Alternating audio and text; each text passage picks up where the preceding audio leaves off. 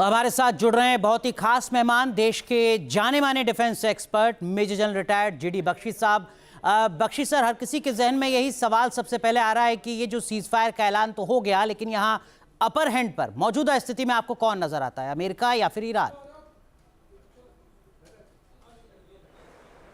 Iran, बिना शक Iran इस वक्त जो है एस्केलेशन डोमिनेंस उसके पास है, वो हावी हुआ है।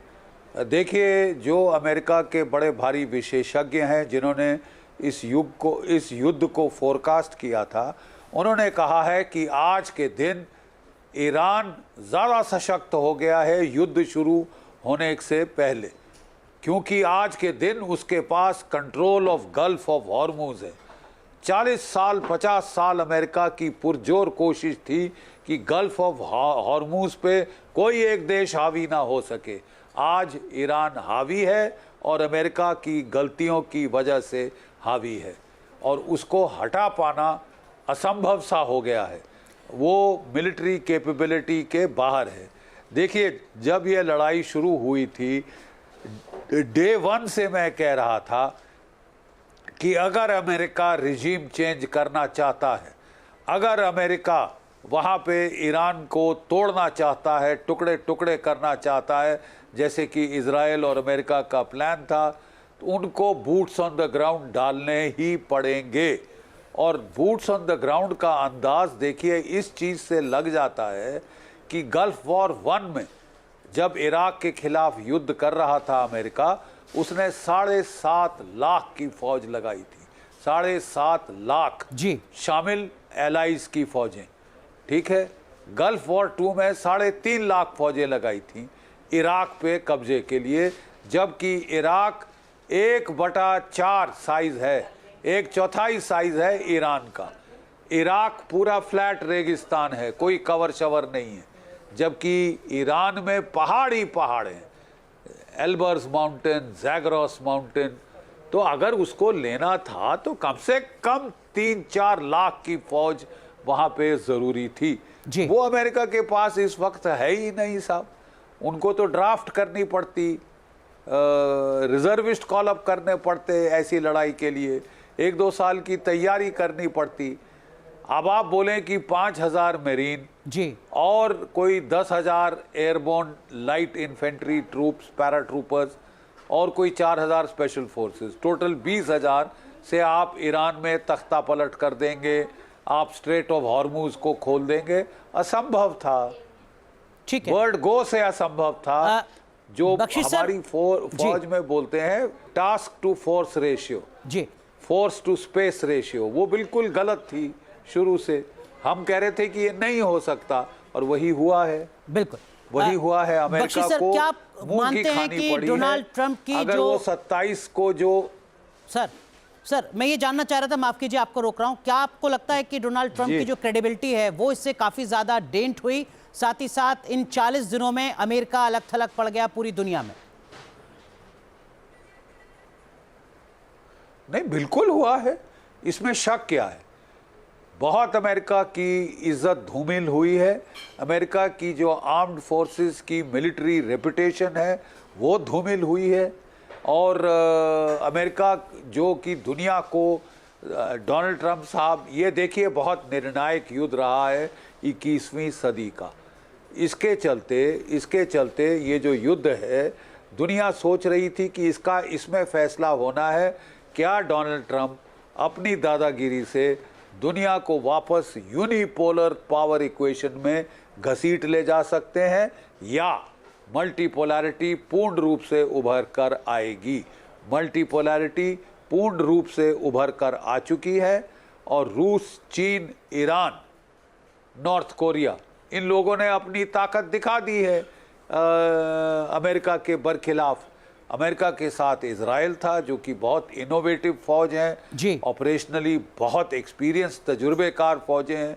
हमें बड़ी हैरत हुई कि नेतन्याहू साहब ने इतनी बुरी तरह से ईरान को कैसे अंडर एस्टिमेट किया, बिल्कुल, कैसे उसकी मिलिट्री पावर को, उसकी स्टेइंग पावर को, विल पावर को, रिजिलियंस को कैसे इतना आपने कम आका कि आपने ये हमला जो है मैं समझता हूँ बगैर सोचे समझे कर दिया और अब लेने के देने पड़ गए। यकीनन सर, लेकिन अब इसका कह रहे थे जी इसका वाइडर इम्पैक्ट क्या पड़ेगा आने वाले वक्त में, ये भी मैं आपसे समझूंगा। सर एक बड़ी खबर आ रही है, जरा वो दर्शकों को बता दें। मैं लौटता हूं आपके पास। लेबनान के अल अहमदिया शहर पर हमला हुआ है, सराफंद और अल शकरिया पर भी हमले हुए हैं। दक्षिणी लेबनान पर हुए हमले में तबाही मची है। तस्वीरें इस वक्त आपको दिखा रहे हैं। दक्षिणी लेबनान पर जो हमला हुआ है उसमें 12 लोग मारे गए हैं। इस वक्त की बड़ी खबर आपको बता रहे हैं। इस वक्त की बड़ी खबर देखिए तो लगातार इजराइल ने साफ कर दिया है कि लेबनान पर जो हमला है, हिजबुल्लाह के खिलाफ जो इजराइल का ऑपरेशन है वो नहीं रुकेगा, वो लगातार जारी रहेगा। इजराइल की तरफ से अलर्ट जारी किए गए। इस बीच एक और बड़ी खबर आ रही है, इराक की राजधानी बगदाद में भी भीषण हमला हुआ है। हमले के बाद बिल्डिंग में आग लगी है। इस वक्त की बड़ी खबर आपको बता रहे हैं, ये तस्वीर आपको दिखा रहे हैं, ये इराक की राजधानी की है, बगदाद की है, जहां पर एक मल्टी स्टोरी बिल्डिंग में भीषण हमला हुआ है, जिसके बाद देखिए यहां विस्फोट की तस्वीरें भी नजर आ रही हैं। बिल्डिंग में भीषण आग लगी है।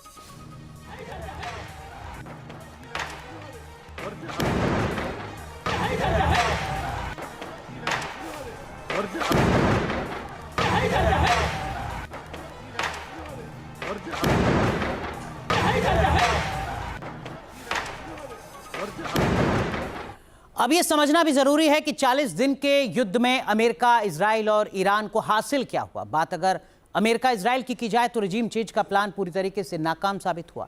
ईरान की टॉप लीडरशिप का खात्मा जरूर अमेरिका और इजराइल ने कर दिया। मुख्य रणनीतिक लक्ष्यों में बड़ी नाकामी मिली अमेरिका को। सैन्य साख पर बड़ी चोट लगी, जैसा कि बख्शी साहब अभी भी कह रहे थे। अमेरिका के 15 सैनिक मारे गए और 500 से ज्यादा सैनिक घायल हुए। वहीं ईरान की बात की जाए तो हॉर्मुज स्ट्रेट पर रणनीतिक कंट्रोल लगातार ईरान का बना रहा। दमदार जंगी क्षमता का प्रदर्शन ईरान ने किया। रिजीम की पकड़ से पहले से ज्यादा और मजबूत बनकर ईरान उभरा। न्यूक्लियर मिसाइल प्रोग्राम पर चोट लगी है, एक बड़ा नुकसान हुआ है ईरान को। जान और माल का भी काफी ज्यादा नुकसान ईरान को हुआ है, जिस तरीके की तस्वीरें लगातार सामने आती हैं। हमारे साथ खास मेहमान जीडी बख्शी साहब लगातार बने हुए हैं। बख्शी सर, अमेरिका के जो हथियार हैं, एक बड़ा तबका है जो कह रहा है देखिए उनकी भी टेस्टिंग हो गई है। क्या आपको लगता है कि ये जो पूरी आर्म्स इंडस्ट्री है, यहां पर भी अमेरिका का दबदबा आने वाले वक्त में कम होगा क्या? नहीं, अमेरिका ईरान को हथियार थोड़ी ना बेचेगा। हाँ, वो गल्फ के देशों को हथियार ज़रूर बेचेगा, लेकिन जहाँ तक ईरान के हथियारों का सवाल है, वो रूस से आते हैं, चीन से आते हैं, नॉर्थ कोरिया भी मदद कर रहा है और वो उसकी अपनी डोमेस्टिक प्रोडक्शन काफ़ी है। उसका मुख्तलिफ हथियार है, मिसाइल्स और ड्रोन्स, जो कि बहुत सटीक और कामयाब रहे। उसके पास कोई ख़ास एयरफोर्स ना कोई नेवी थी। उसकी जो ताकत थी वो उसके मिसाइल और ड्रोन, जिन्होंने बखूबी काम किया है और बहुत क्षति पहुंचाई है अमेरिका की और इजराइल की। हाँ, उसका बड़ा नुकसान हुआ है, but at the end of the day regime वहाँ पे बरकरार है। आयतुल्लाह खमैनी के बदले उसका बेटा आया है जो यंगर है, ज़्यादा रेडिकल है, ज़्यादा एग्रेसिव है। आप वहाँ जो 450 केजी यूरेनियम था, पूरा का पूरा उनके पास है। वहाँ से डिमांड थी कि इनके मिसाइल सब सरेंडर करें, 500 किलोमीटर से ज़्यादा रेंज का मिसाइल ना रखें। कख नहीं हुआ है, वो अभी भी कल रात तक अभी भी ठोके जा रहे हैं। बिल्कुल ठीक है। और उनसे कहा गया था कि वो सब रिश्ते काट लें हिजबुल्लाह, हौती, हमास से। उन्होंने साफ मना कर दिया है। तो फिर पाया क्या आपने? और सब चीज़ दरकिनार, स्टेट ऑफ हॉर्मुज पर ईरान का कंट्रोल है। वो कंट्रोल अमेरिका हटा नहीं सकता बिल्कुल, जब तक कि 3-4 लाख फौज न लगाए। ठीक है, आप करें ग्राउंड ऑपरेशन इकलौता विकल्प है अमेरिका के पास, तभी शायद वो स्थितियां बदल सकता था, और वो मौजूदा स्थिति अमेरिका की है नहीं। सर एक और बड़ी खबर बहरीन से आ रही है। सीज फायर के बाद भी बहरीन पर हमले लगातार जारी हैं। बहरीन के गृह मंत्रालय ने हमले की पुष्टि की है। हमले के चलते कई घरों को नुकसान हुआ है। ईरान ने ड्रोन से हमला किया था, ये बहरीन के गृह मंत्रालय की तरफ से बयान सामने आया है। सीज फायर के बाद भी बहरीन पर ड्रोन से हमला हुआ है, ईरान की तरफ से हमला हुआ है। यह स्पष्टीकरण बहरीन की होम मिनिस्ट्री की तरफ से किया गया है। सीधा रुख करते हैं हमारे सहयोगी राहुल डवास, जो वॉर जोन से, इजराइल से लगातार हर अपडेट आप तक पहुंचा रहे थे। राहुल, आप लगातार कह रहे थे कि पिछले साल भी जब ईरान और इजराइल के बीच में 12 दिन की जंग चली थी, तब भी इजराइल ने सोचा नहीं था कि इस तरीके से ईरान हावी होता नजर आएगा, और अब तो 40 दिन की जंग के बाद भी अपर हैंड पर ईरान है।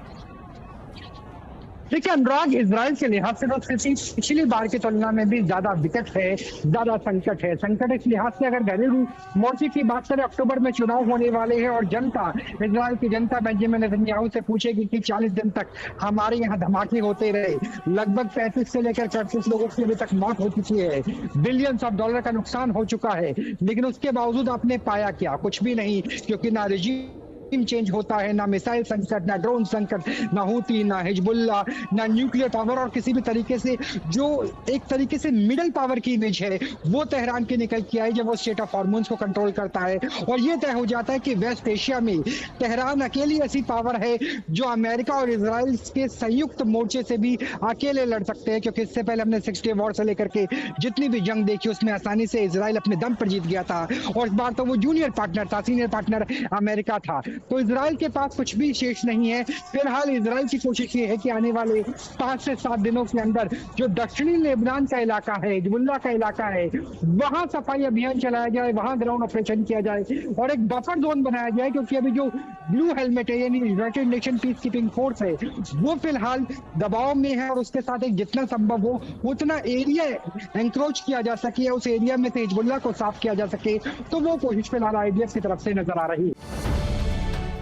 अब से डीडी फ्री डिश की चैनल नंबर 57 पर देखिए न्यूज नेशन।